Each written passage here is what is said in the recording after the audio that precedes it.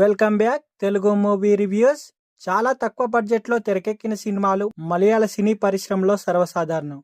కానీ కొన్ని చిన్న బడ్జెట్ సినిమాలు భారీ వసూళ్లను రాబట్టడం కూడా ప్రత్యేకంగా గుర్తింపు పొందుతాయి.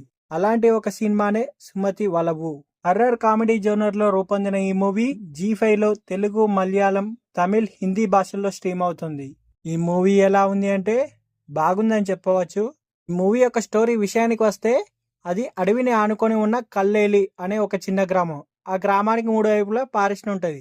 ఒకవైపు రోడ్డు మార్గంలో కాస్త దూరం ముందుకు వెళ్తే ఒక టర్నింగ్ వస్తుంది.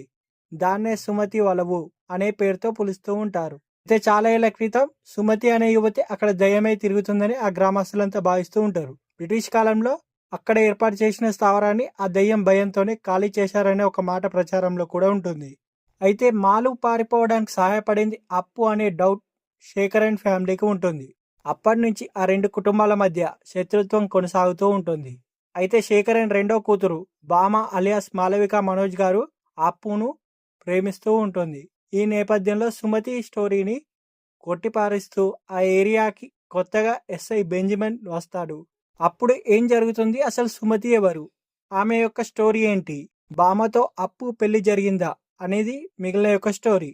అసలు సుమతి వలవు అంటే సుమతి మలుపు అని అర్థం. ఈ మూవీ యొక్క విశ్లేషణ విషయానికి వస్తే సుమతి దయ్యంగా మారిన స్టోరీ, మాలు అనే యువతి ప్రేమించిన వాడితో రాత్రి వేళలో ఆ మలుపు దాటుకొని వెళ్ళిన స్టోరీ, ప్రస్తుతం ఆ విలేజ్ లో నడిచే అప్పు ప్రేమ కథ. అలా ఈ 3 కథలను కలుపుకుంటూ ఈ మూవీ యొక్క స్టోరీ కొనసాగుతుంది.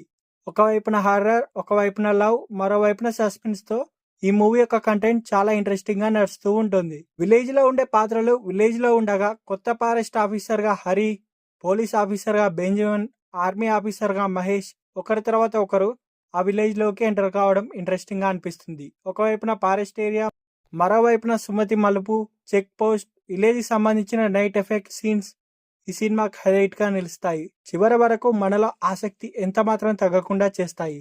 చివరగా ఈ మూవీ గురించి చెప్పాలంటే ఈ మూవీని ఫ్యామిలీతో కూడా కలిసి చూడవచ్చు. చూసేయండి, వన్ టైం వాచబుల్.